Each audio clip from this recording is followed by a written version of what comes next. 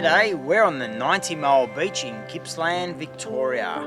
We're about halfway between Golden Beach and Sea Spray, and we're going to be having a look at the wreck of the Trinculo. The Trinculo was built in 1758 in England, and in about 1879 it was sailing from Albany, Western Australia over to Newcastle in New South Wales to pick up some coal when it encountered some gales along the 90 Mile Beach. Now, the 90 Mile Beach does not have any coves, as the name suggests. It's 90 miles of just straight beach, so there's nowhere to hide from the storm.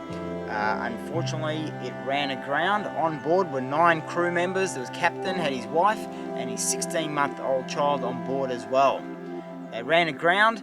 One of the crew members managed to get a line out onto the beach, and they all managed to scramble out onto the sand, and no one actually perished. They built a tent from one of the sails of the vessel, and they lit some fires, and it actually took another 2 days for them to be rescued off the beach.